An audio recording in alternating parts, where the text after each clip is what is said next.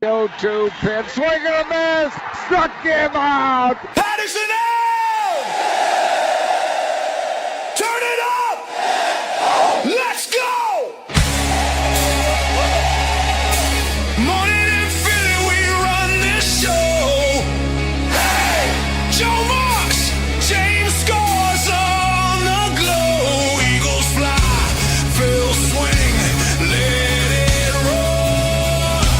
Flyers crash, Sixers light up the floor. Philly, hey, shout it on the air. Pattison out, we're already there.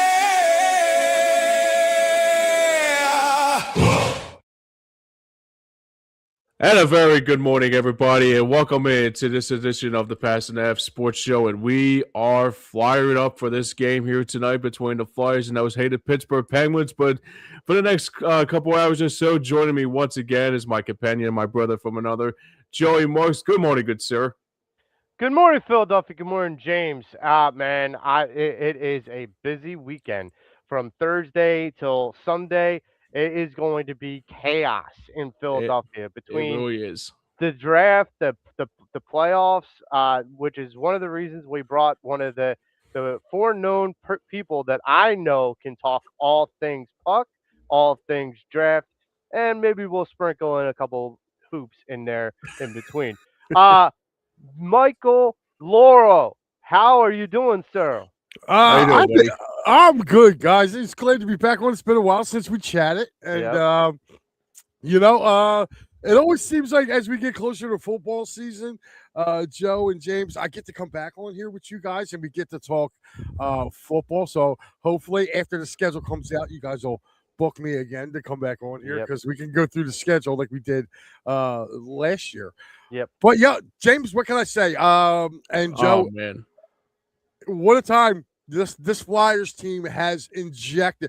All the life that the Phillies have sucked out of this town, the Flyers have put back in double fold. So, with that being said, they got to do their job tonight. Break out the broom, send those ice pigeons back to Pittsburgh, and be done with it. Let's get ready and rest up and get ready for the Canes because this is the Flyers are just a better team in this series.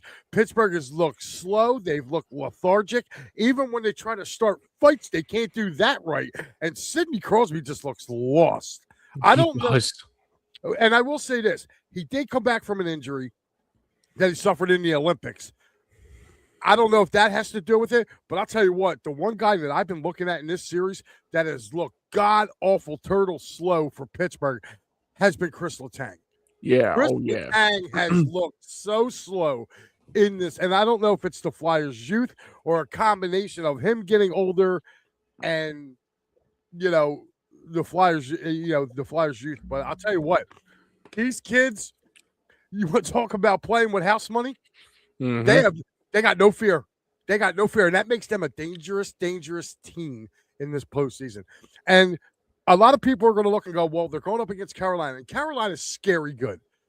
Okay, but even with them being scary good, think about this. All four games against the Flyers this year have all gone to overtime. So the Flyers have hung in there with them. Now, granted, the Flyers lost 3 out of 4, and they did win in the shootout against Carolina's B team. But they went to regulation with them in 3 out of all 4 games. So the Flyers kind of played with them. And it's going to be interesting to see what happens when these two teams link up. Like if they go 7 games and the Flyers lose in 7 and, Carolina goes to the Cup, which I think they're probably the odds-on favorite out of the East anyway to go to the Cup. So my Stanley Cup, believe it or not, is Dallas and Carolina. That's who I picked to go to the Stanley Cup with Dallas winning. I think Dallas is probably the only team that can match up head-to-head against Colorado out in the West. So it'll be interesting to see how it folds out. And I got to ask you guys a question. Do you guys feel like that the seedings in the NHL playoffs have to be redone? Because to me, honestly, I'm looking at some of these matchups right now in the NHL. They should be later on. They shouldn't be opening round matchups. Minnesota and Dallas should not be an opening match. They shouldn't be an opening round.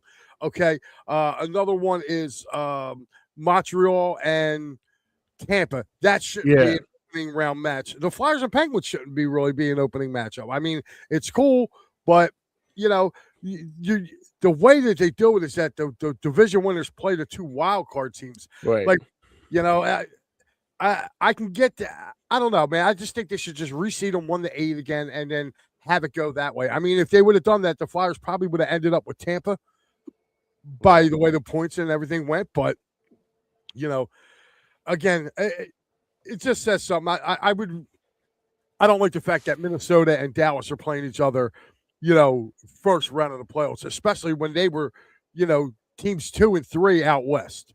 You know what I mean? They were, Right. you know, Colorado had the most points. Right behind them was Dallas and Minnesota. So Well, I still say the West has a lot to fear with the East because we talked about this before on This Week in Flyers Hockey is if you put the Flyers in the West, they would have been like a top seed. And just because the East has been a beast this year. So I kind of have to give the Flyers even more credit than what they've already gotten because they've had to go through a litany of like really tough teams. So even if they are battle tested through the season, and this is what I've said over and over again, and Mike, tell me I'm wrong, but it's not always the best teams in the NHL playoffs that get through. It's sometimes the hottest teams that get through. Yep, Absolutely. and the Flyers are the hottest team since the Yep. Olympic break. The Flyers are the hottest team. Now, with that being said, Pittsburgh was the 3rd hottest team. You know, and the Flyers are handling them. And you know, I've seen a lot of Penguins fans kind of getting on the goalie Skinner's case. If that dude doesn't make the saves that he made, these games are all blowouts. Yeah. Right. Yeah. I mean, straight blow. I mean, the last one kind of got away from Pittsburgh a little bit. You know, with that second period was just nuts. If the Flyers could ever start scoring early, like they're going to put some teams away. The Flyers are playing really good right now. The thing is, though, it's about Dan Vladar. Does Vladar, how is he feeling?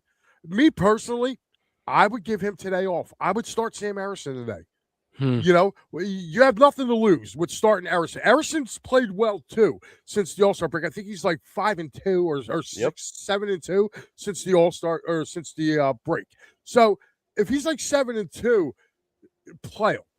You give your guy a chance to sit and heal up. Okay, you're giving him rest. And if the Penguins do win this game and you have to go back for a game 5 to close it out in a gentleman's sweep, then that's what you do. Then you start him then. But I would give him today off. Give him tonight off and then let him rest. And if if he goes out and does his job, if Harrison does his job tonight, Vladar's going to have a great rest period. Yeah. To kind of heal up. You know what I mean? Absolutely. So I think they close it out tonight, though. I don't think Pittsburgh has any answers. I said it on Clear the Ice over on It's a Wrap. With me, I had games 1 and 3. And I said after game 1, I said if the Flyers go into Pittsburgh and take 2 games out, Pittsburgh will be done in 4. Yep. I said they will not win a game here. I said I do not. I said the way it's been so long since there's been a game here that those 2 games are going to be hard for them to come in and win. And you just saw it. Like Pittsburgh had the momentum in game 3. They had the momentum. As soon as the Flyers tied that game up, all the air went out of them. And if you've been watching Pittsburgh in this series, they start strong. They start so strong, but by the middle of the second period, they're done. They are done, and the Flyers they explode on them. Well, this is where I'm going to kind of rain on people's parades. This is per Jim Jackson. He said this last game. The Flyers have never swept the Pittsburgh Penguins in the playoffs. So for all the times they've been in the playoffs against each other, they never fully swept the Pens. So it's not to say that this team can't do it. Believe me, I think this team can.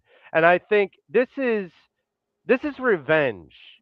Because for all the years that we had to see Malkin and Crosby run circles around guys like Giroux and all the older slow guys that we had on our team, now we're the ones with the young guns running circles around them. So Mhm. hallelujah on that. Yeah, talk about turnabout was fair play, but Yeah. there's never been a sweep at all on either team in this series. Yeah. Hasn't been a sweep either way, which way. But if you're looking at this and if you watch this series and or Joe, in your case, listen to the series, you will Right. see you will see and hear like Pittsburgh. They start out strong. They do. They'll come out like a house of fire, Mhm. but by the middle of the second period, they're done. They are Right. done. Like and the Flyers don't seem the Flyers kind of let them go, okay, give us your shot. All right, now we're going to counterpunch. Right. Second period comes, it's like, okay, we're counterpunching. And here's the thing: if you take a look at it, the worst thing in the world happened. Ziegler scored in that game, that last game. And Tippett scored in that last game, even though it was an empty netter. Okay, and Noah Cates scored in that game. Those guys were really, really quiet in this series up until that point. Yeah. Those are three streaky guys. Oh, and just think too, Tyson Forrester hasn't scored since game one. You know what I mean? Martone hasn't scored since game two. So here's the thing that I'm saying. If these guys can start getting into the mold now where they start getting hot, especially Cates. Cates is one of them guys. Once he starts scoring, he goes on a streak. Yeah. I Absolutely. mean, this is the thing. The Pens are getting desperate, and you could tell by game three when that scuffle happened, and they're like bashing Konechny's. Rust is bashing Konechny's head into the ice, and Konechny stands up, is like, "Okay, I'm standing up right now. Let's go." And Right. and Russ just wants to walk away, and they send a total of 10, like between both teams.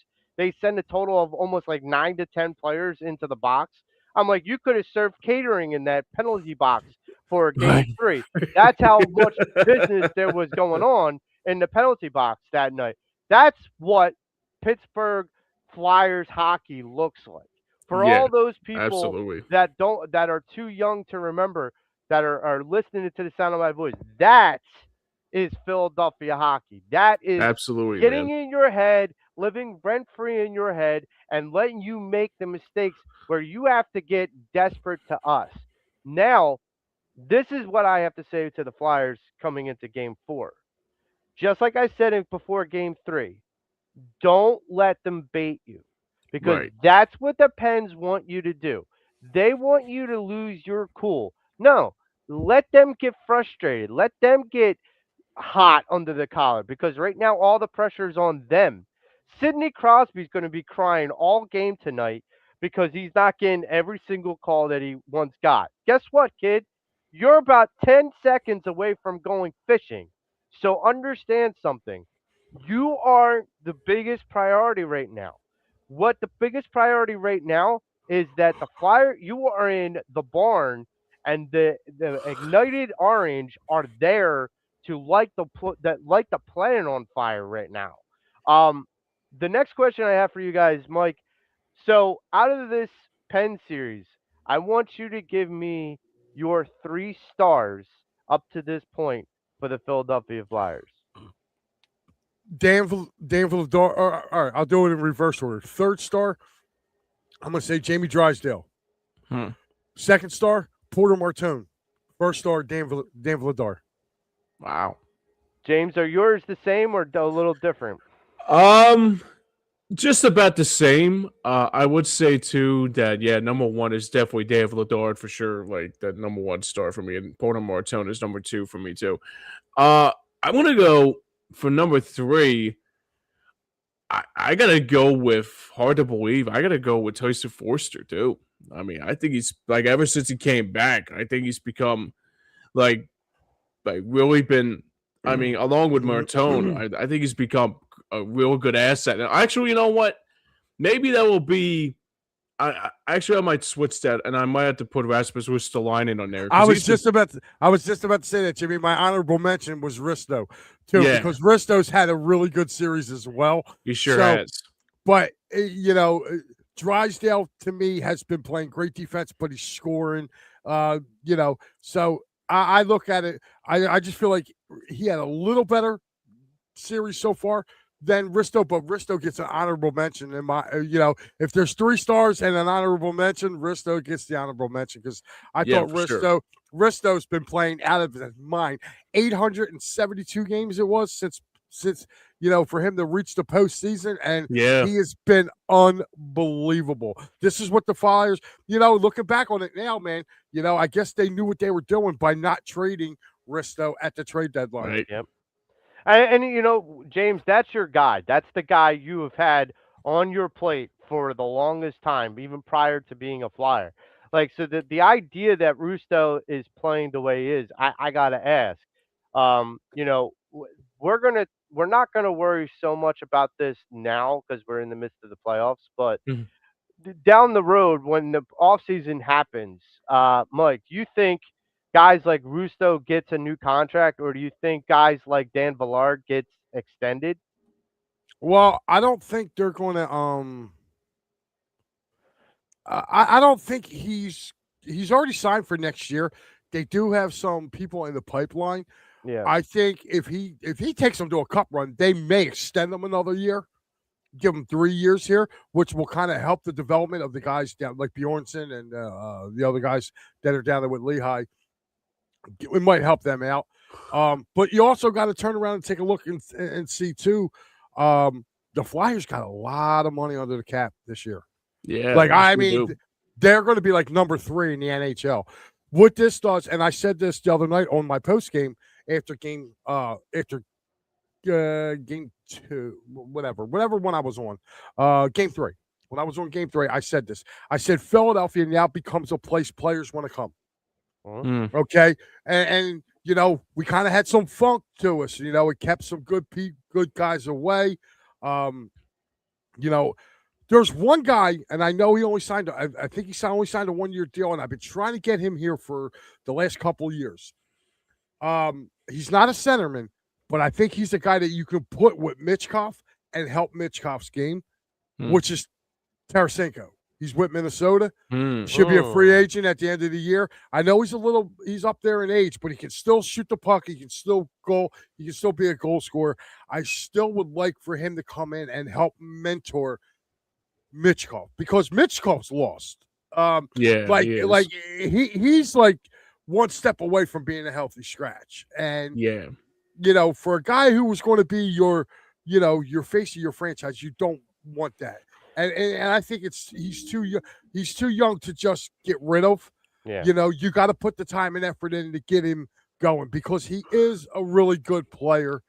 And I feel like maybe if they get somebody over here that can, from his homeland, that can say, "Hey, this is how you go about your business." You know what I mean? And that's all. That's all I think it is with him. I think he's young. He's a little immature. He probably doesn't, like all young kids, probably doesn't take it seriously as he should. Maybe you get somebody, a fellow countryman, with a guy with a reputation like a Tarasenko to come in with him, and then he might be able to straighten him out. Like, hey, kid, no, this is what you got to do. Right. And somebody who's well respected. I've been wanting Tarasenko on the Flyers for the last 3 years. I really felt like he could really come here and help Michkov's game, and it's a small price. You pay him veteran minimum, and he'll come. Right. But the Flyers have a lot of money to spend.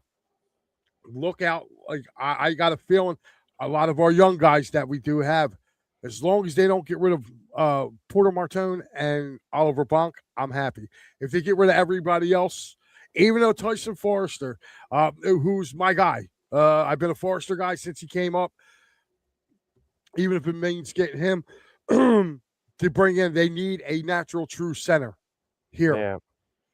And there's one in Toronto that I think would fit very well in the orange and black come this offseason. Well, it'll be interesting. I mean, look, Danny Briere definitely has a lot of latitude with some of the moves that he can make. We are not as handcuffed as we've been in the past. That's for sure. Well, and the cap's going up too, so that kind Yeah. of helps the Flyers as well. Yeah, for sure. So all things being equal, the Flyers moving on from the Pens after this round. The next opponent would be either the Canes or the Sens. First things first. Which team would you rather face and why? I don't care who they face. You're going to face who you're going to face. And to be honest with you, I'd rather play Carolina. Carolina is the best. They're the best team in the conference. And yeah, I think Carolina is like the best way to go too. Gonna admit. I mean, granted, don't get it twisted. Flyers didn't beat Ottawa at all this year either.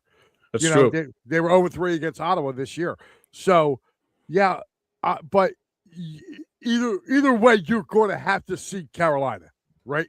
Sure. So let's get it over and done with. You know, and it's a great measuring stick. They are where you want to be. You know what I mean? So I'm going to say this, and it's going to come to no shock to either one of you. I want to face Ottawa so I could stick it to Giroux. I knew you were going to say that. I was waiting for it. Joey, I know you can't see me, but I'm shaking my head at you. What the hell? You and this thing with Giroux, let it go, man. Listen, I let the whole Embiid thing go. Oh my god! I let it go. I let the whole Embiid thing go. I don't even bring it up anymore. Okay, really, let it go with the Giroux thing. He got us Owen Tippett. Okay, he's got a point. That. He's got a point. We have Owen Tippett. Like, I'm sorry, but yeah, Giroux. And listen, Giroux was not a bad player here for us at all. He wasn't. I mean, you know, he was the guy. The last time the Flyers did beat Pittsburgh in a, Stanley Cup playoff in a series, it was that dude running through Sidney Crosby and scoring within the first minute. So, you know, you got to get that's still to me was the best Claude Giroux memory I had with him. Like going back to many years of disappointment, though. You got to give him that though. He was a good player, wasn't a good leader. That's the way I've always put it. That's fine. You can say that, and you know some people agree or disagree with you. But come on, man, he got us Owen Tippett. Like you can't be mad at him no more. You can't be mad at him. Like, tip your cap, have fun in Ottawa, dude. Right. But so you know, for me, it's I think if we go and face the Canes, and I said this all season long, I think that's going to be. Just like you said, Mike, I think it's going to be a 7-game series, and I think it's going to be really entertaining too. I think that I hope they don't have like a 5-game overtime because you know if it weren't for the shootouts in the regular season, those games would probably still be going on. Some of them at least. Well, I'll say this right now too. I remember the first game we played Carolina. It was the second game of the season, and we got robbed. We could have won in overtime, but it was like either it was offside or somehow in some way it was offside or like. But we had them. We had them at the brink, though. We had them at the brink of losing that game. They had them all 4 games. Yeah, they had them all 4 games. The second game that was here. If you remember, I think it was Konechny had a wide open net and hit the post in overtime, and they went right down. They went right down off the post and went right down and scored. Because I had cleared the ice stat. Like was their I think it was their home opener here, if I remember correct. I think their home opener. Their home opener. I think you might be right. Yeah, because the first one was there. The home opener was here, and I was like, "Oh, great! Their home opener is against Carolina." Remember how brutal that opening week was of their schedule? Oh wow, yeah. Florida, Carolina, and Carolina. Yeah, back to back. Yep, that's right. Florida was their home opener. That's right. Florida, right. They played Florida and Carolina like. They played them twice within the first week of the season. I said, here's 0-7 to start. Yeah. Well, that's the interesting thing that Konechny, where he missed the goal. That James, I believe that's where he went to the bench and threw a tantrum, and JJ's like, "Well, Travis is hot." So he broke his stick and threw his helmet. I'm like, okay, we lost Travis. He's gone. He's hot. Yeah, and then, like words like we can't describe on television. Well, here's the other part of this. he's a trip, but he's great at what he does. this is the part of Rick Tocchet I really like, is like when guys get hot like that, like TK, Tockett's not gonna go over to him. He's like, I'm just as hot as you are. Like, someone's got to cool us both down. Like, Right. that's the interesting thing. We've been through a lot of different playoff runs as Philadelphia Flyers fans. I got to ask, this one seems very different to Hmm. me. It seems very different because of the youth that's on this team, because of the expectation. I go back to the idea that after the second to last Columbus Blue Jackets game where we lost, that after we lost that game, it was announced that we have a 2% chance of making the playoffs, and here we are, up 3-0 against the Pens. This is a perspective where even when this team has their back against the wall, it never really seems like they're down. I got Mhm. to ask you guys, what in your mind makes this playoff run a little bit more different, a little bit more special than past ones? Hmm. Jimmy, you want to go? Yeah, I'll go. I think for me, just the playoff experience, not being there for almost a long time, and also just like the level of just the excitement it's been back. Just like even like seeing a couple days ago in Game 3, and just seeing like the level of orange in the crowd, and seeing like Flyers fans like giving it to Skinner like they did back in the day with Marty Brodeur or like Marc-Andre Fleury. So yeah, man, it's crazy because it's like I sit there and say to myself, as wow, this is actually really happening. I would have never thought in like it's obviously the last time I actually was there in 2018 when I saw a playoff game in Philadelphia. It was Game 3, but that was the Flyers had no chance, and that was like Dave Hackstall and it was Ron Hextall. I was like, okay, nice knowing you guys. Get the fuck out of here. Pardon my French here, but so for me, the one thing I think that's the real positive, and also the biggest thing about it too, is that Fire excitement of playoff hockey is back, like it was back in 2022 with the Phillies when they had that first playoff game, and then the bat spiked by Rhys Hoskins ripped the cover off the ball, and never was the same after that. It's the same kind of feel I feel about this team too, because once playoff hockey is back at Philadelphia, it's a different animal. It's a different animal, and I think it's a different breed. And I think the best part about it is that it's going to show again here tonight, and it's going to be a sea of orange once again. And I'm looking forward to it, guys. Mike? I think. All right. The easiest way I can try to really artistically say this is they're dumb. They don't know anything. They don't know any better. They're playing with house money. Right. They're just playing. They're like, but the more, they've been playing playoff hockey really since since the winter break. This team has gotten closer, man, and nothing showed that more than when Zegras scored the game-tying goal.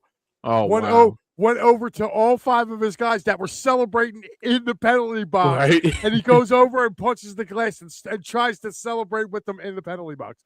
Like, to me, that shows something. You have a team that's together with a hot goaltender. Man, that's a dangerous, dangerous team to want to play in the playoffs.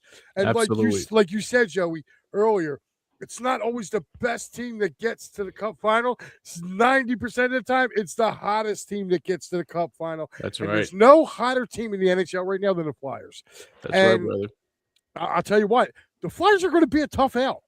Mhm. Even for Carolina. They're going to be a tough out. And I'll tell you what, they're also going to be a tough out if it gets to the next level after that, because I feel like whoever comes out of, thank you to my lovely wife, she brought me coffee. But I think whoever gets in from the East, unless it's Colorado or Dallas, if somebody else, like even with Minnesota had a great year. If it's Minnesota or under, somehow get in to the Stanley Cup final, it's going to be very, very hard for the Western Conference to win. I feel like this is it's very heavy in the East. These guys have battled and played each other all year long. They've battled with each other. But whoever gets there from the East, is going to be battle tested. It doesn't Right. matter. But I'll tell you what, in my honest hearts of hearts, if the Flyers should make it to the Eastern Conference Final, it has to be against the Buffalo Sabres. It has to be the Buffalo Sabres. And the reason why I'm saying that is look at everything Buffalo's went through. They went 15 years without winning postseason. But look at our playoff history with each other. Matthew Barnaby. Oh, yeah. Dominic Hasek. Okay. We've had some great series with Buffalo. And that is true, man. Ironic that it would be two of the teams that Danny Briere played for. Right. Yeah, that's a good point. And Rusto, like this Matt Shatter brought up here, say he was big at Buffalo a year or two, in our comment section. But to piggyback what you said about that, Mike, is that it's I might go off. I might say this too, but Buffalo and Tampa Bay are probably like one of the other, probably the other team, depending on what they do against Montreal. But yeah, I think right now, if I had to say hindsight being 2020, if this Flyers team gets to the conference final, definitely I would say I think Buffalo and the Flyers are probably the top teams like going forward in their obviously if they get to the conference final, the rebuild's not over. I mean, the rebuild's still going to be in full effect here. Don't get me wrong, but it does move. But it does move that needle about what they need to do as a team, and especially Buffalo, who hasn't been in the playoffs in almost 14 years, and it will be one of the most intriguing conference finals, I have to say, more than anything out of everything that has happened this year. And I think this is that's the best part about it too. Is there's no Devils, there's no Capitals, and after tonight there will be no Penguins. So that's the best part about it is there are no Cup champion Panthers trying to reign again as a Stanley Cup champion. So the ball's in our court basically. So that's the one thing I take out of it too. Well, you missed the team that always has our number in the playoffs. Is also not in the playoffs. Boston. That's actually no, Boston's playing Buffalo right now, but I think they're down 2-1 though against Buffalo though. But I don't think they could lose to Buffalo though. Yeah. I mean, I'm looking at I got the everything pulled up right here, and good job by the Ducks last night too. How about that? Yeah. The Ducks are up 2-1 on Edmonton, but no, Carolina gets a chance to close out the Sens today. Their game's at 3:00. Another good one, believe it or not, Dallas and Minnesota comes on 5:30 today. Dallas is up 2-1 in this series. If Dallas goes up 3-1 with them getting ready to go back home, man, that's going to say something. Of course, you got Flyers Pens tonight. Tomorrow, you got Buffalo at Boston tomorrow. You also have Colorado.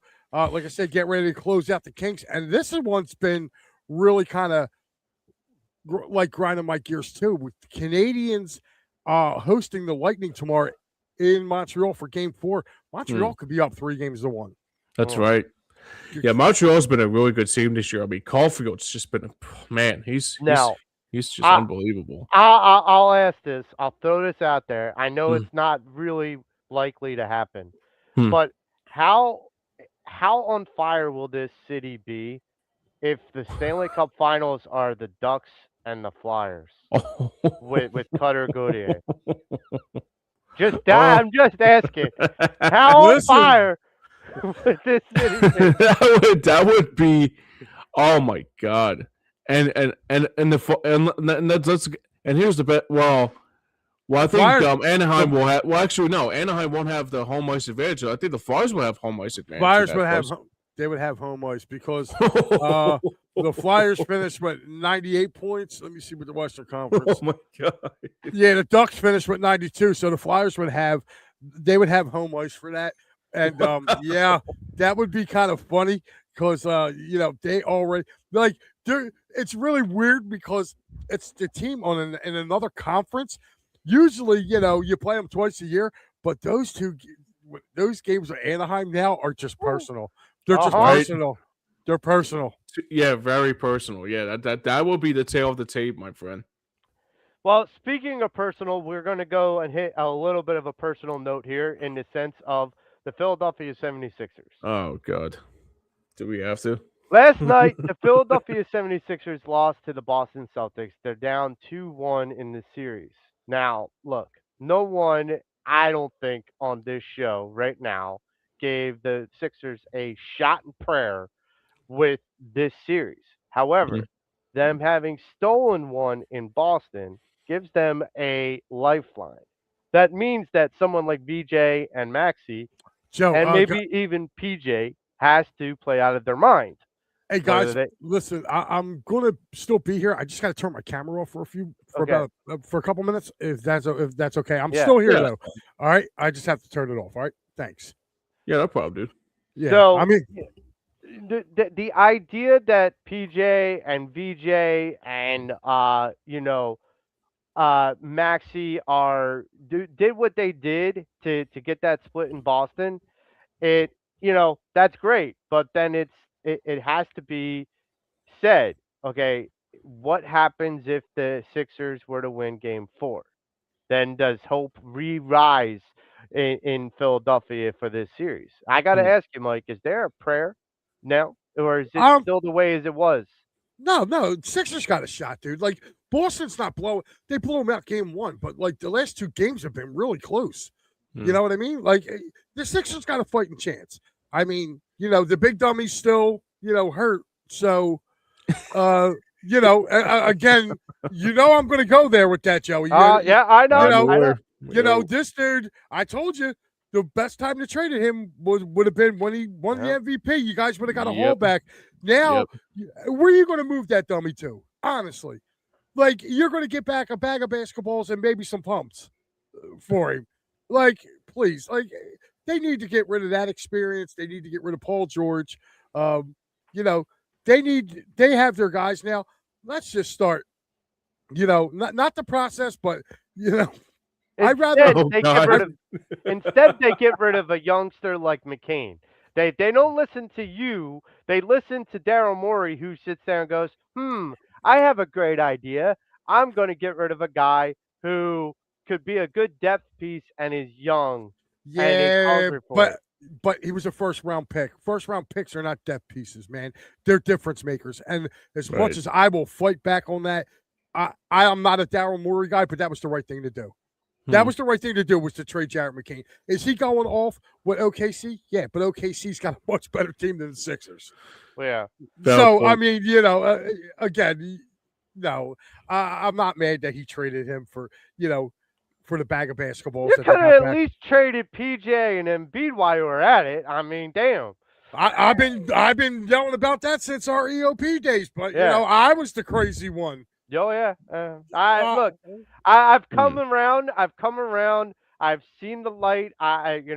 Here's the thing: is with Embiid, there is talk about him coming back if this series were to be extended. I gotta ask, and I think I already know which direction this is going. Is that a mistake? And for what? I guarantee you he comes back, he breaks his face for a third time. He's the only guy I know in the NBA who broke his face twice. How do you break your face twice? Listen, and a different time, I watched Charles Barkley play.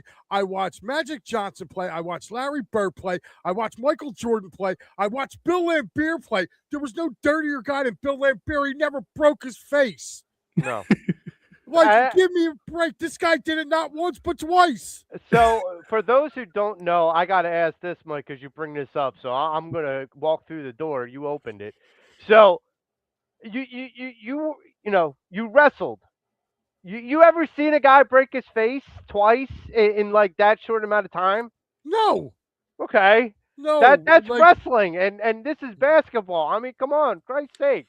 The basketball ain't a rock.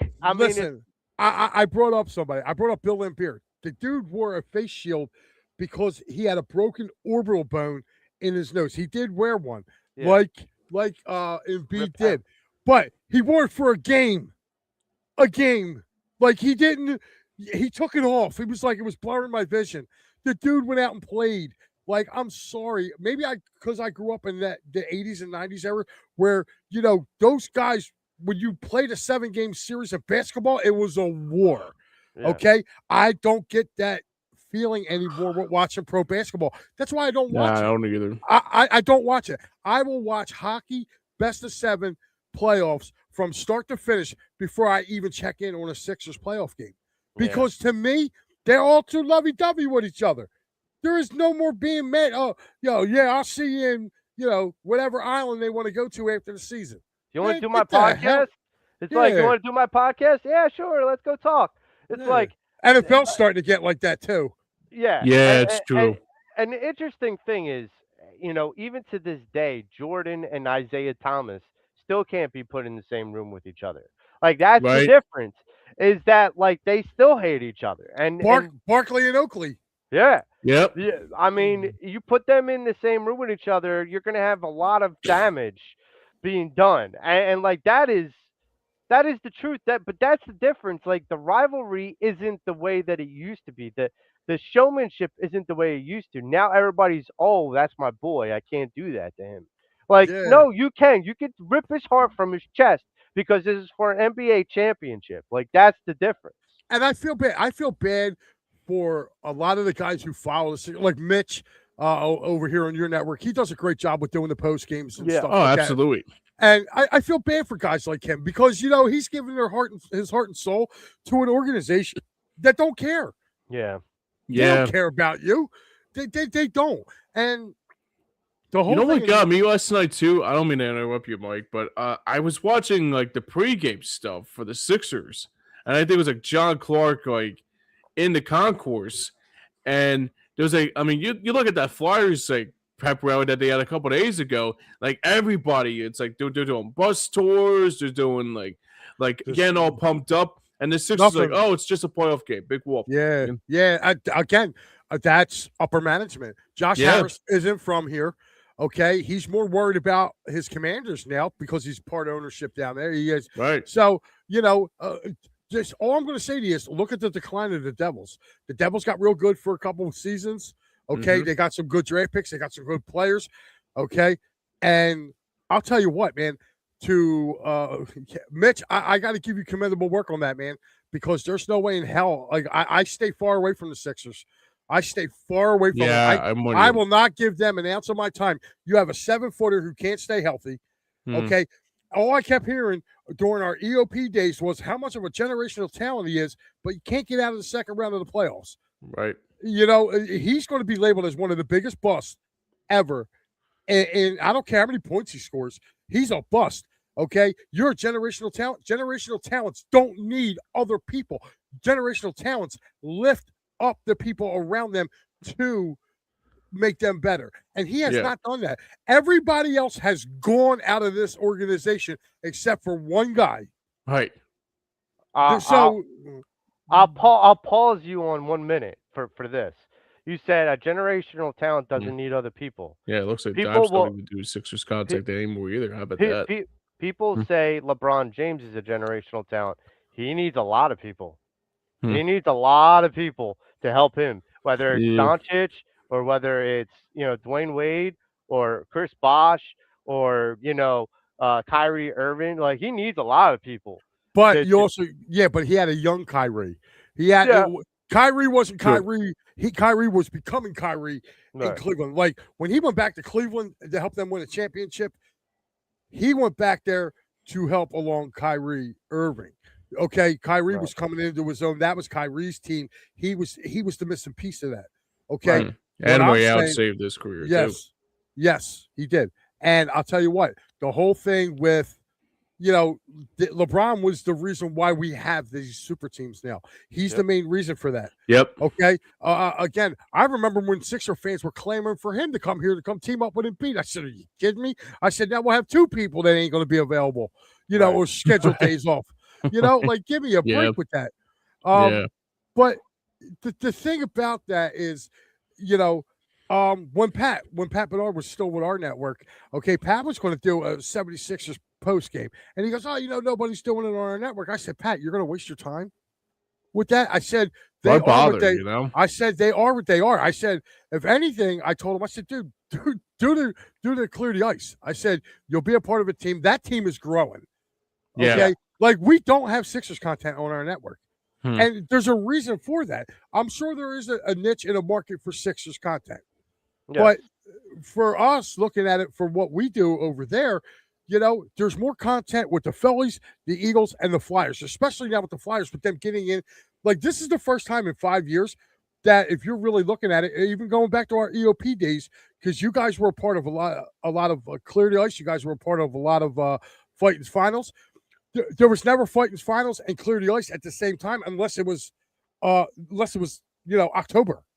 Right. It was never April. So, and you got to figure, it's really, besides we got a 3-man Pittsburgh crew, which is John Phillips, Ed Quinn, and Will. They run all the Pittsburgh stuff. They run the Pittsburgh Sports Desk, the Gridiron Weekly, and some of the other shows that are out there that we have on the network for Pittsburgh. They run that. But if you're talking about over at It's a Wrap, it's me, Maddie, and Al. And Al's kind of Al does his Friday night show. Me and Maddie kind of flop back and forth between the Flyers and the Phillies, so it's really been a 3-man show. We've been running this thing. And when Pat was with us, even with Pat, some of the stuff Pat was adding to our network, I remember I said to him when he was talking about doing it, because he did start doing a Sixers postgame in the beginning of the year. And I looked at him, I said, Pat, you're wasting your time. I said, you probably get more viewers and more traction going, probably covering the Union than you would right now covering the Sixers. I'll say this, and maybe you can agree with this, Mike. As much as the Sixers are kind of like that dumpster fire with some of the, Embiid and PG, there's a line of hope. And this is one of the reasons why I think me and you are both okay, get rid of PG, get rid of Embiid. Whatever you have to get rid of them. Because you have these guys like VJ Edgecombe and Maxey that you just need to clear the lane. You got to clear the runway for these kids. Yeah. And put some pieces around them, whether they don't have to be stars, because right now you just need to give them a runway to, grow. This is where the Flyers have succeeded and the Sixers have failed. Is that, guys like TK, guys like Couturier, these guys, Sanheim, these guys weren't getting in the youngsters' way. They were bringing these kids along. You realize that Porter Martone, he comes in his debut game, you have Travis Konechny and other people feeding him the puck so often that this kid had 8 shots in his debut game as a 19-year-old player. This is where the veterans rise up the talents of the youth. And right now, you got guys like Paul George and Joel Embiid that are just albatrosses around VJ Edgecombe and Tyrese Maxey's neck. I agree. I agree with you there, because I look at it like this: the veteran guys in the NBA are not trying to bring along the younger guys in the NBA. They'll be like, hey, let me get you to where you got to get to. It's not that. They're still trying to hold on to their spot. You know what I mean? You got guys like Paul George who were bouncing from team to team. Let's be honest. He didn't want to come here. He came here because the Sixers offered him the most money. Yeah. It's the only reason why he was here. And then, for him to do what he did, I mean, you're an athlete. You should know what you're allowed to put in your body and what you're not. You know what I mean? Mm-hmm. So, again, to me, that falls back on a lot of stuff that athletes do. And for me, like I said, the Sixers, getting back to the series, do I think the Sixers have a chance? Yes, because I think Boston's probably the best team in the East, but they're not the Boston of old. Okay, they're not the Boston that's going to run away with it. It's going to be a fight, and you see it already. The Knicks are struggling in their series. Mm-hmm. You know what I mean? So, and they're probably the second best team. Okay, you're looking at Detroit. Detroit was struggling in their series. So again, they can hang in there, and they've played well at times this year. The problem is I don't feel like the starting 5 have had enough time together with all the guys being out. Right. Maxey was out for a while. Edgecombe got hurt, this year. Embiid's been in and out of the lineup. Paul George has been in and out of the lineup. You can't, man. You can't. And I'll tell you what, I'm a real big fan of Kelly Oubre too. I think Kelly Oubre is very underutilized in on this Sixers team. Yeah. And but I think they can give Boston a run for their money. I really do. I think they can make a series out of it. I'm saying probably 6. Right. I think they lose in 6. Right. If it gets to a game 7, anything's possible. Right. But well, let's move on to a better topic. That was the Sixers being on the clock. The Eagles, they're on the clock. The NFL draft was started on Thursday, and your Philadelphia Eagles had made some really interesting moves, including acquiring defensive end. What is his name? Griner. Jonathan Grenard. Yeah. Jonathan Grenard from the Minnesota Vikings for a 3rd-round pick. Here's I wanted to recap some of the picks that we've made. So let's go with the first one. Mike, what were your impressions, or what are your impressions about the receiver Mackay Lemon?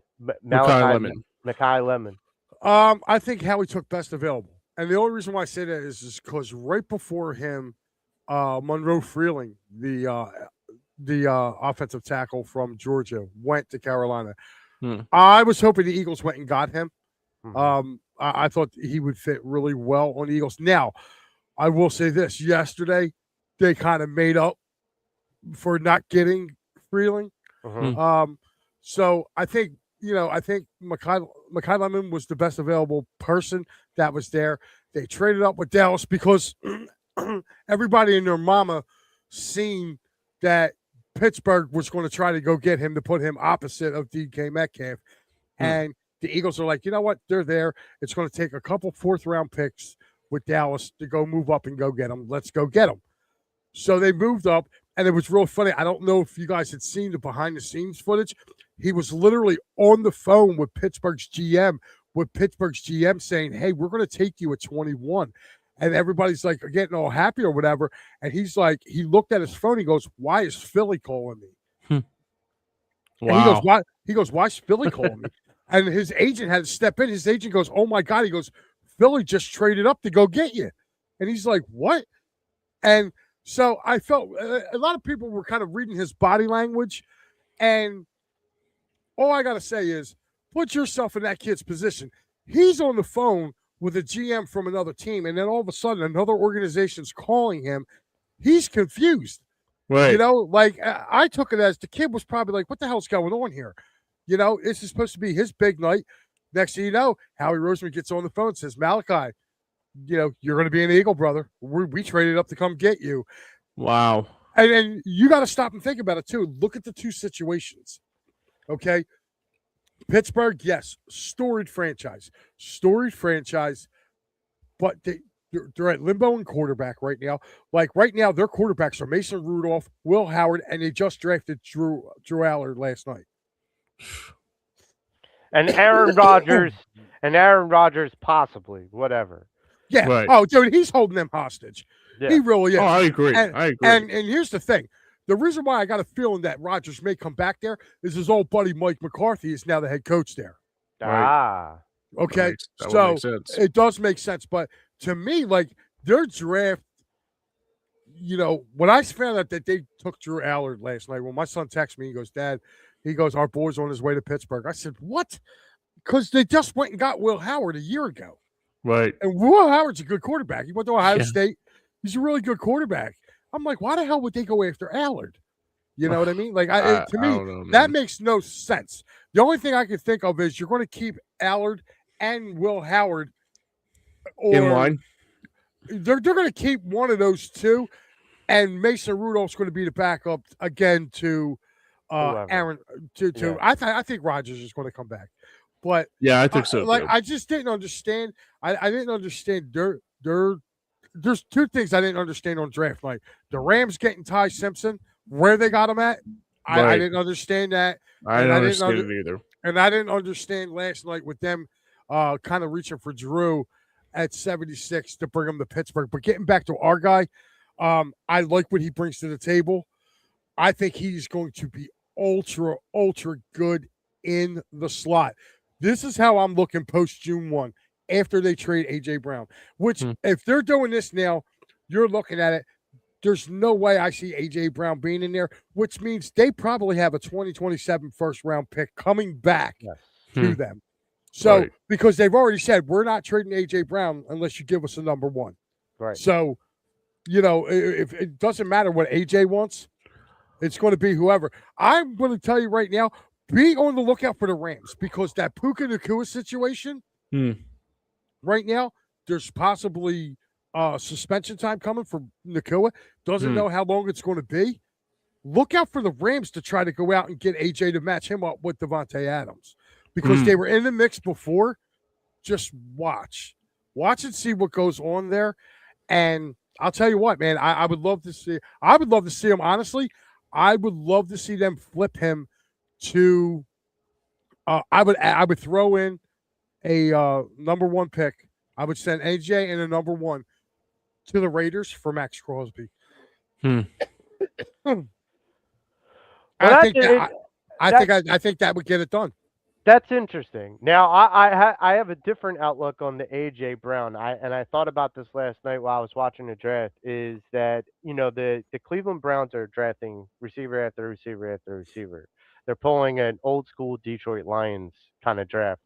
But it would be interesting to me if the Eagles traded AJ to Cleveland for their first round pick because we all know like Cleveland's first round pick next year is going to be really good. So my feeling is that could be a top 10 pick. And you want to talk about how you could replenish the coffers, regardless if you have a down year, having a top 10 pick and then having another pick in the first round, that's gonna make some damage as far as like bringing in talent. But we'll see. I mean, look, the AJ Brown deal is very fluid, but I do agree with you, Mike. Having what Sanders to Brown will be hilarious. Like Mitch put up a good point. Like bringing in Shedeur Sanders for AJ Brown would have been hysterical. So here's my thing: is like with I agree with you with them drafting Lemon.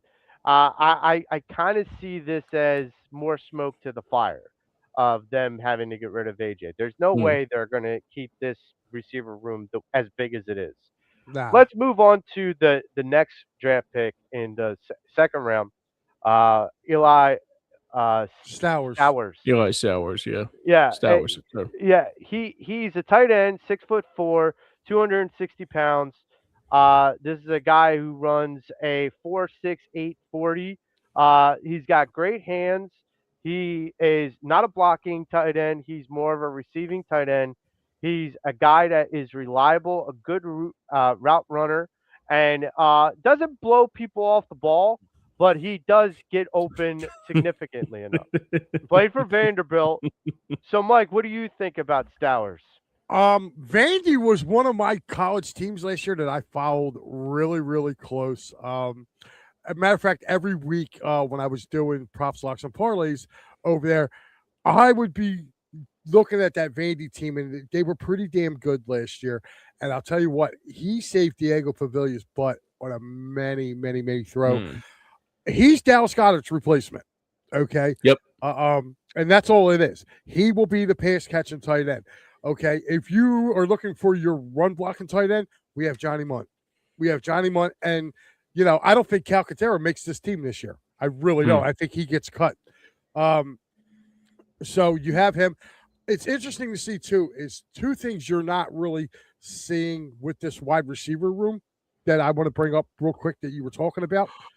Okay, is if AJ leaves, I think, was it Elijah Moore? I don't think he sticks around. Okay. I don't. I love the fact that they got Deontay Wicks. I feel he could be a number two. Going like you have Schmitty on one side, Wicks on the other, with Lemon in the middle, and then if you go 4 wide, you got Hollywood Brown. So I think Hollywood would be your ultimate. Probably he would start out as your slot guy, but then ultimately would move probably down to a 4, or you can have him or Lemon. But again, don't forget, you still have Darius Cooper. You have Johnny Wilson, who's coming back. Okay, Johnny Wilson, big target, coming out of FSU. He's coming back. I think the Eagles are going to make plans for him to be around because he's kind of in that hybrid mood. So they're not going to keep 7 wide receivers. You figure AJ's going to be off the roster. Elijah Moore's probably going to go. And I hate to say I like Darius Cooper, but I think he may get cut as well. Gotcha. Well, some of these guys are going to probably get moved to the practice squad regardless. But here's the thing that I'm always been interested in, especially when talking about Johnny Wilson, is I still feel like with his height and a bit of his speed, maybe his size, like his weight is a little different, but his height and his speed, I feel like he could be like one of those like hybrid tight ends. Yeah, like Brett Selleck, like another Brett Selleck. No, I'm talking. He's going to be more like a Graham Gates. Remember, like Jimmy Graham. Oh yeah, Jimmy. absolutely. I compare Johnny Wilson to Jimmy Graham. That's who I see his like NFL comparison to. I think he could be that. And but I'll tell you what, day 2 did not disappoint. Like I said, I had Eli Stowers as my second round pick and one of my mocks. Okay. Actually, no, I had Eli Stowers probably like 3rd round. The way he fell in that draft, he came to me in round 3. So, well, they went on a run. Those tight ends went on a run late 2nd. I don't know. Yes. Oh yeah, absolutely. In the way that things ended up, I think the Eagles made the right move because if they would have hesitated, maybe he wouldn't have been there. Listen, next year's draft is going to be off the chain because you're going to have quarterbacks.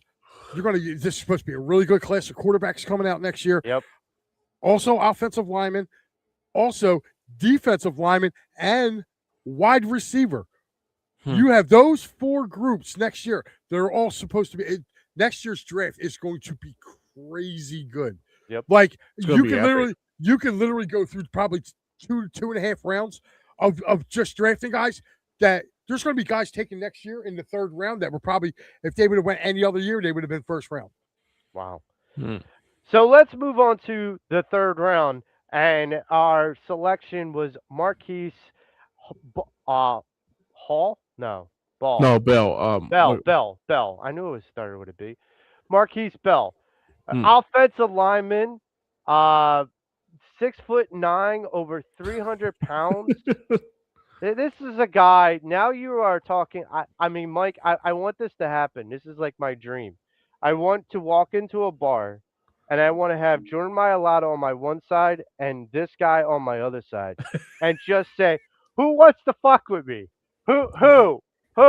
Yeah, well, like, I'll put it this way. Oh, my God.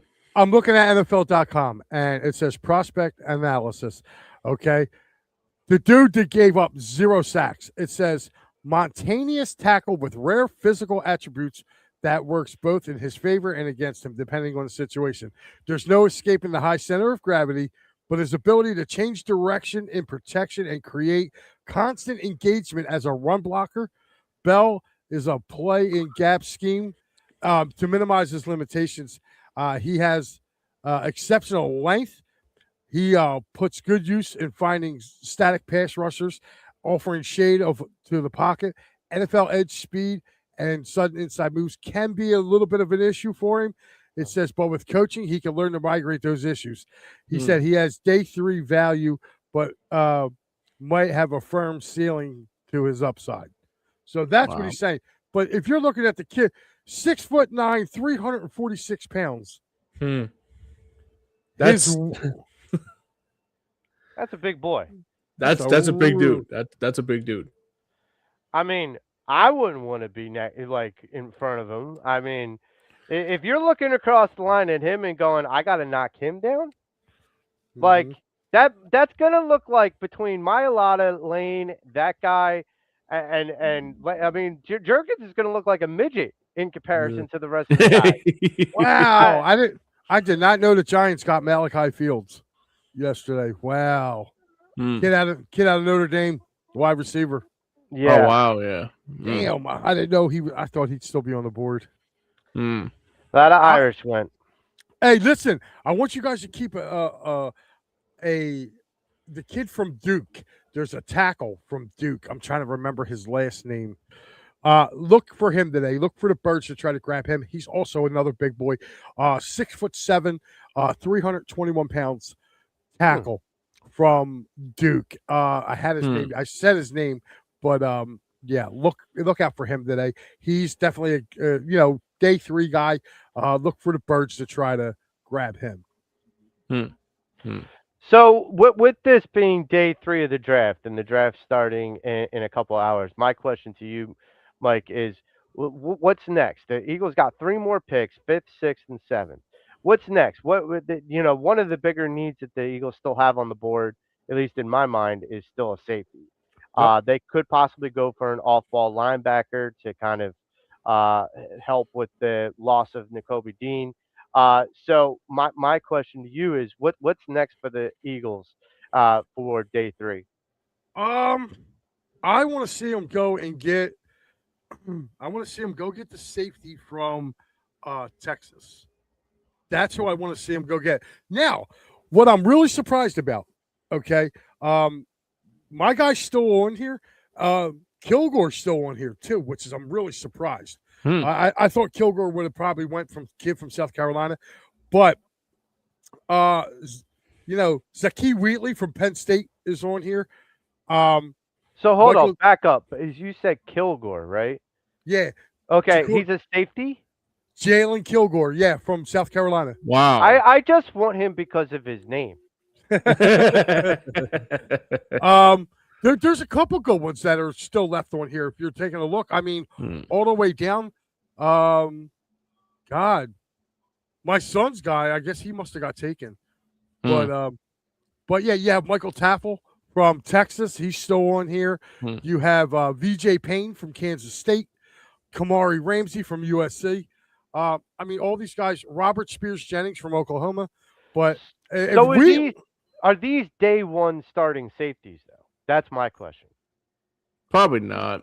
No, you're not going to. They would have to be. Your starting safeties are going to be. Listen, they re-signed Omar, or they re-signed Epps. So Epps is going to be your safety along with Makuba. They're going to be your starting safeties, which I'm cool with. I'm good with it too in a bit. Because if you're looking at, just take a look at what they got. They got 3 lockdown corners. Yeah. With Wooden, Dezine, and so they're going to be. I think they're going to be just fine.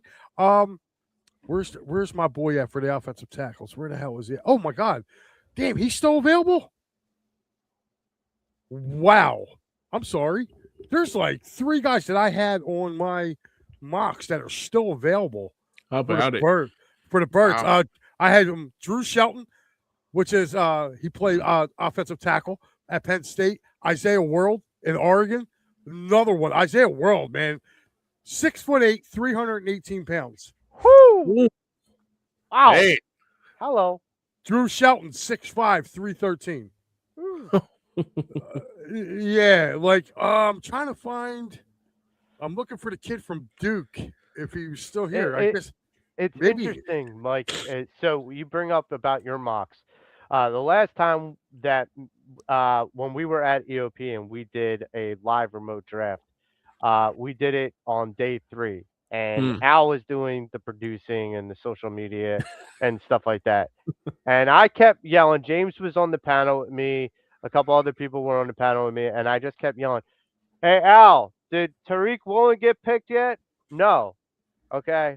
And then I just keep going back to him like every 15 minutes. Did he get picked yet? No, Joe. Leave me alone. I'm doing stuff. And I'm like, I'm just curious. Did he get picked yet? No, he didn't get picked. I'm like, what the hell is Howie waiting for? He's like, I don't know. You want me to call him? So the fact that we rectified it by finally getting Tariq Woolen. I have been a Tariq Woolen fan for the longest time. Yeah, man. Night. And so, like, he was one of those guys that I was like, this guy, watching his combine and seeing what he would, the size. This is a guy. I'm telling you now, Mike.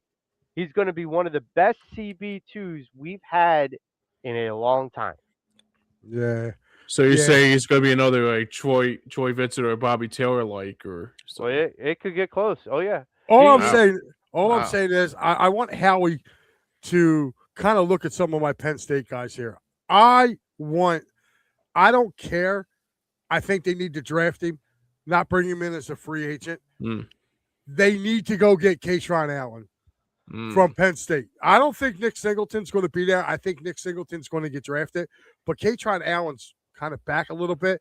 And there are still some really, really good running backs left in this draft. I was just looking at some of the stuff here, like defensive tackle. I'm looking at Zane Durant's still sitting there from Penn State. Also, Darrell Jackson Jr. is still there. Caleb Proctor from Southwest Louisiana. Tim Keenan. I mean, there's some good guys that are still left here. I just wanted to, just for poops and giggles, I wanted to see edge rushers. Oh, another Penn State guy, Danny Dennis Sutton, still sitting there, but I think he'll get drafted. Caden Curry, also from Ohio State, I think he can go. Like, there's so many good players that are left that I've seen play. I'm just sitting here. I'm actually going through the list right now, just looking at Keontae Scott, who was definitely linked to the Eagles, is still available. He's a cornerback out of Miami. Malik Muhammad, that's who my son wanted for the Giants. He wanted him. He's still available. So, I mean, maybe Howie can pull some magic and kind of get some people. I want to see. I want to see the Eagles take a flyer on Kaytron Allen. Or because if they can get him, you basically have your replacement for Saquon Barkley. One of the things that we've seen in the past couple of years, especially with Howie, and Darius Cooper is a big example of this, is that even after the draft ends, Howie goes and cleans up. He goes and signs a whole bunch of undrafted free agents. You think that's going to happen this year? Because I think that he does it not just to fill the practice squad, but he brings them in to see really what they look like in the building. Like Darius Cooper really shined through. A couple of years ago, a guy like Eli Ricks kind of shined through. Like, guys, he's hit on some. Not saying that they're superstars, but look at Josh Jobe. Yeah, Josh Jobe took Tariq Woolen's job in Seattle. Yeah, we had Josh Jobe on our team. Yep. Like, this is a case of which a lot of people probably don't realize, but you remember the Eagles at one point in time, we had Raheem Mostert. Yep. Okay, we had him. We had Damian Amendola. We had Damian Amendola on our team and got cut. He didn't make Andy Reid's practice teams, but guess what? 5 years later, he's catching touchdowns in the Super Bowl. Yep, that's right. That's happened so many times. I've seen guys with the Eagles that go on and just start. Jordan Pryor was a good example of that too. Like, Jordan Pryor didn't even make first round of cuts. Yeah, and look what he did. So yeah. I mean, I see so many people. I mean, what was the running back we had a couple of years ago from Notre Dame? Joe. Varner. No. There was a Josh Adams, was it? Josh Adams. Oh, Josh Adams. Look at him. Like, he came onto the scene. They used him for about a half a year, and then all of a sudden he went somewhere else, started playing well there, and then kind of fleed it out. But Elijah Holyfield was like an undrafted free agent, was he? Was he? Yep. Yeah, he was. I thought so. And I mean, this is the thing: is how he does this. He finds these diamonds in the rough and undrafted. So my question to you, Mike, is: you think that Howie's going to hit on anybody this year? And do you think is that what he's really waiting to see? How everything shakes out, and then he will dive in to just see what he can bring in. There are some guys still on the practice squad for the Eagles. I have a firm opinion that could still make the team this year. There's a cornerback that we drafted last year. He's about 6'3", and he's got the same build and makeup like Tariq Woolen. Not quite as fast, but got a long wingspan. He's tall. He's got the ability. He's just green, and that's kind of the part where when you get these undrafted free agents, that's all they are. They're green. You just have to hope that you can mold them into something like a Darius Cooper and whatnot. Well, Do here's you the think thing. he's going to make it? Do you think he's going to make a lot of those moves this time around? Well, moves is just them signing players. Yeah. I think he signs players every year, so that I'm not worried about. But what I am thinking about is like today they don't have a 4th round pick because they traded both of them to the Cowboys to move up 3 Right. spots. So I'm wondering if maybe he pulls something off to move back into the 4th round this year Mm-hmm. to see, because they have a 5th, a 6th, and a 7th, and the 7th is like 3 spots away from the last one. So, Hmm. I would, if I was them, I would try to move up. I would definitely try to move up and get over, try to get back into that round. Yeah, I think that Howie's going to try to make the best out of the remainder of the draft. Look, we can all be in agreement. Like this draft class is not the strongest, but next year is going to be stronger. But this one, you got to just get out of the draft whatever you can. And I think so far the Eagles have gotten quality out of this draft. So, final question, Mike. Grade the Eagles draft up to this point. You got to give him an A so far. Okay. James, what about you? Yeah, as do I. I say A too. I Okay. think it's an A. What about you, Joe? I said this on Fly Like an Eagle. I'm going to give him a B plus. I Hmm. like the Stowers. I like the Stowers draft. I like the ball. I like that. Like Bell. I like all that. Um, I'm still out on Lemon. Hmm. I just am. And it's just the maybe it's the Irish in me that's pulling me back. I don't like Well, USC I'll tell you. receivers. I'll tell you. I'll try to save you from jumping off the ledge just a little bit here. Um, SC is not in the Big Pac-12 anymore. They're a Big Ten team, I know. and maybe they'll probably give you a little bit of some positivity because I felt the same way too about SC players in the past. Obviously, like the JJ Arcega Whitesides, Nelson Aguilar, Jalen Rager, and yada yada yada. Um, yeah, I mean, but I think the one thing I would say is that you brought up a very good point about it too, Joey, yesterday on Fly Like an Eagle too. You were skeptical about Quinyon Mitchell, and look how good of a player he is now. No, So, you're so, right. You're right. and also you were skeptical about Saquon being healthy too. So Yep. maybe sometimes third It, time, it, maybe sometimes proof, sometimes it's not what you see is like it's about how they play.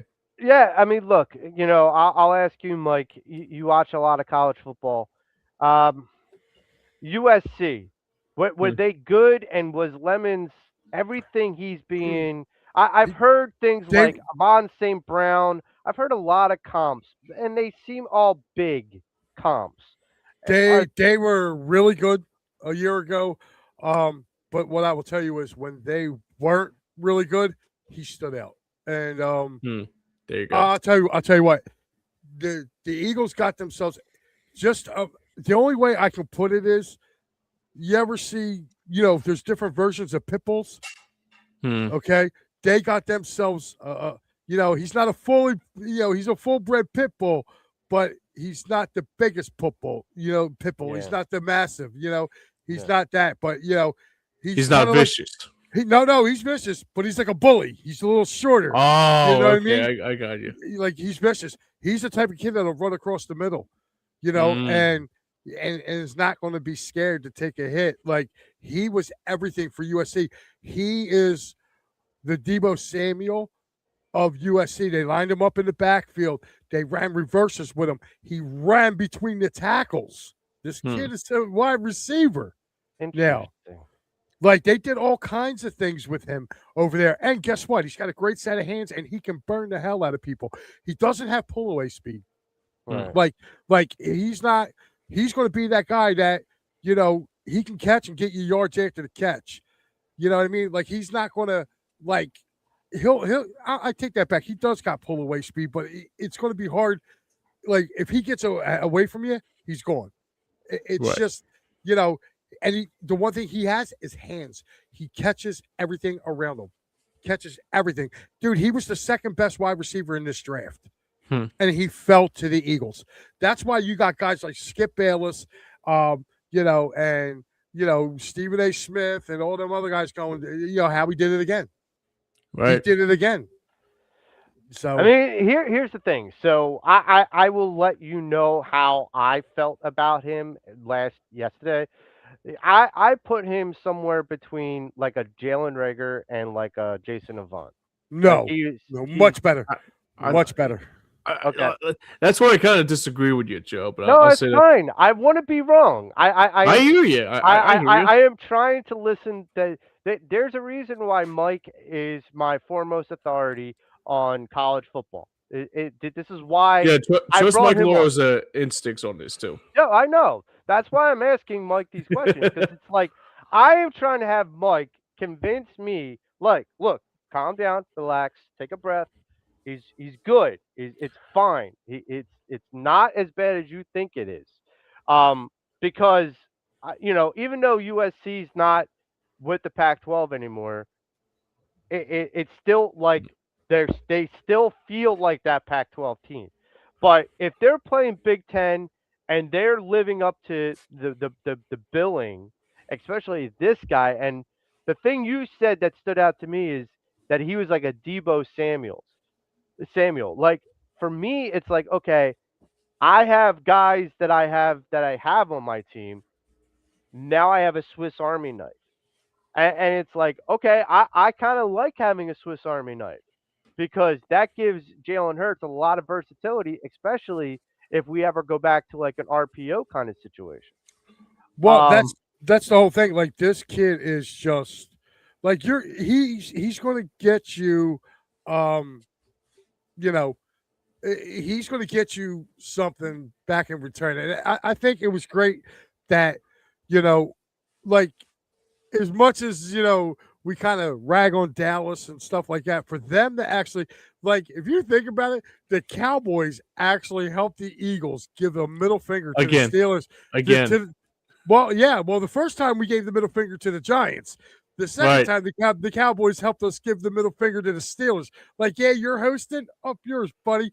Go ahead, Eagles, take their, because we did that with Devontae Smith in 2021, and it looked like it was 4 years later they did the same thing again Malachi Lemon. Yeah, and I'll tell you what, man. I'm interested to see where they go. The only thing that I'm asking is, I don't care by hook or by crook, they need to get Ron Allen in here because I feel like he could definitely be like even a guy like Zane Durant. I think Zane Durant can be like a Milton Williams. Oh yeah, he could. And I think you can get him. You can get him in here on the cheap. He's a third day draft pick, so he's not going to cost that much to get him in here. And you got him for 4 years. Right. Bring him in. Bring Zane in. Zane was a very good run stopper. He was a disruptor. It kind of gives you depth at that tackle position. The one thing, Joe and James, I want to see this year is I want to see progression from Ty Robinson. Yeah, I was a little I was ready to run out and buy that guy's jersey a year ago. Yep. And I'll tell you what, he had more than he showed me lack of anything last year. Yeah, he needs to improve this year. I concur. Yes, yep. I want to see the Vanilla Gorilla, not the one that's trying to steal his name out of the offensive lineman that's trying to take his name now, the one that's out of Wyoming or whatever. Yeah. I want the original Vanilla Gorilla being Ty. So I want to see some steps with him this year as well. I guess the other thing too is that I probably want to see some more steps in Nolan Smith's game too. So because this is a contract year for Nolan, so he's gonna have to do something. But before we get out of here, Mike, where can people find you? You can find me over on It's a Wrap Sports Network. I'm over there. I cover Phillies, Flyers. During the football season, I have a show called Props, Locks, and Parlays. It's myself and Paul Spencer, believe it or not, from Out of the Box. Mm-hmm. We combine, we do that show. And Joe, once this season kind of kicks on, I'd love to have you over there, especially because we talk, we do talks about lines and stuff like that for college. So again, I do that. I also do a Penn State. It was a post-game show. This year I am turning it into a weekly show. It's called Happy Valley Huddle. So yeah, I am all over the place over there. I'm like a rash. I am spreading everywhere. Well, Nice. I'm sure your Happy Valley is happier now that James Franklin's out of it. So Yeah. Oh, happy day, right? Oh my! When I saw that hit my Twitter feed and it said fired, I jumped up and was like, "Yeah!" My neighbors, 8 houses down, heard from me, and we have space in between our houses out here in Delco. Wow. My neighbor 8 down the street heard me. I was like, "Yes!" They finally got rid of him, and I love to hire Matt Campbell. I think Matt Campbell's really going to help. Listen. I'm going to tell you this now. Be on the lookout for Penn State this year. Yeah. Their schedule's not that tough, and all their tough games, they have one tough road game. One. They got to go to the Big House and play Michigan. And I'm sorry, where's Mitch at? I know he's watching. Sorry, Mitchy Poo, but I think they're gonna go there and kick their ass because they owe Michigan an ass whooping. And Penn State took a lot. They lost a lot, but they gained a lot because a lot of guys with this, with the NIL and and the portal, they took a lot. Matt Campbell had a nasty defense at Iowa State. A lot of those boys came over to Penn State. Now they went from playing. They went from saying, "Hey, yeah, we can play in front of 40,000 of our own fans. Yeah, we're gonna follow Coach Campbell and go play in front of 110." Wow, how about it? So I'm interested. I'm interested to see where it goes. Like I said, I'm going to the game. They play Temple week 2 here. They play them at the Link, so I'm going to the Link to go see. I'm going to go to the Link and go see Penn State and Temple. Awesome. Oh, great! They're going to get my Temple Owls are going to get their asses handed to them.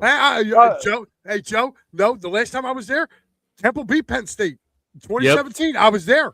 I was there when they. I was like, I said I never thought I'd ever live to see the day that Temple would beat Penn State, but I was here. Well, that wasn't that the same year that Temple faced the Irish. I was going to say Notre Dame. Yep. Yeah, and they got hosed. They got hosed all game long. Oh yeah. Because the refs didn't want to see Notre Dame lose. That game was so. I bring it up to Paul Spencer every time when he talks about that game. I was like, "Yo, you mean the game the refs?" I was there too. Yeah, the game that they helped Notre Dame get out of their way. 3 phantom holding calls. That was so much bullshit. I'll say it now. I'm an Irish fan through and through. And Will Fuller put him to school that day too. Like took him to school. I'm an Irish fan through and through, but I'm a Temple alumni too. So I'll tell you this right now. When I went to that game, because I went and sat in those seats, and I went to that game, my guy who I have met during class, people called us twins, which we're not. He's a lot burlier than me. But Medikevich, linebacker out of Temple. Oh, Medikevich, wow. Medikevich, yeah. So here's the thing. That those holding calls, some of them were on him. I was like, bullshit. I'm like, he did not do anything.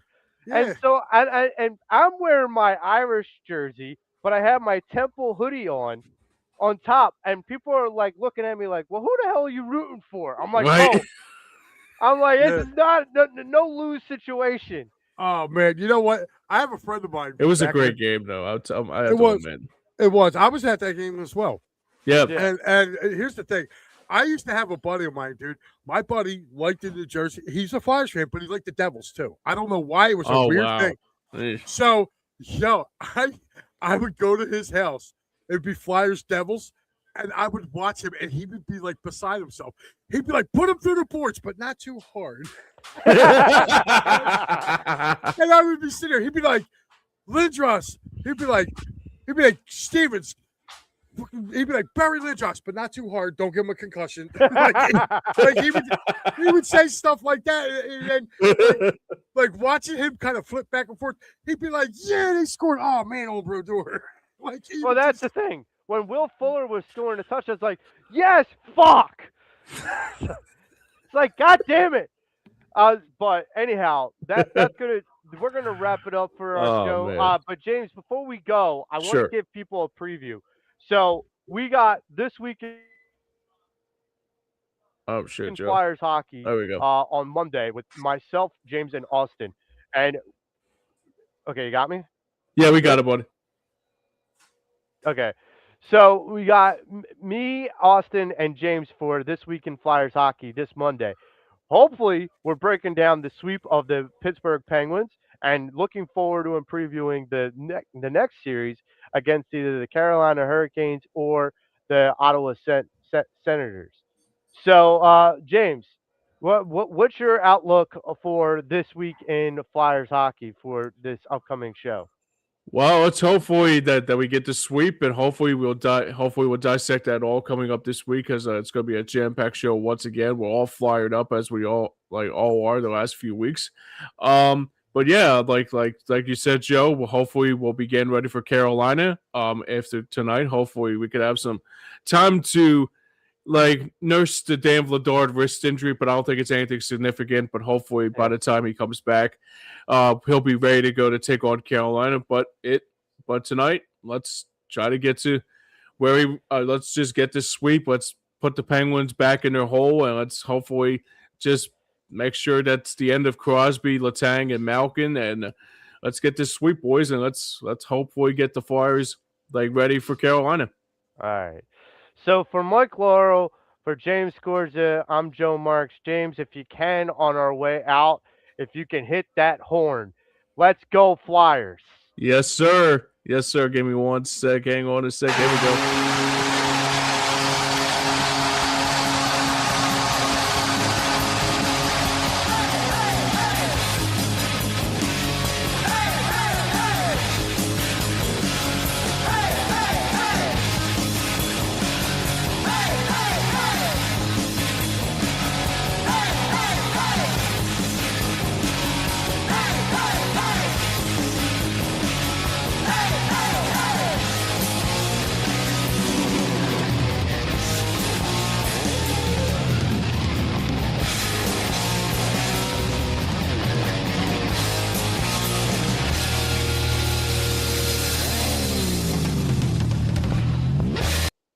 To pitch, swing and a miss, struck him out. Pattison out!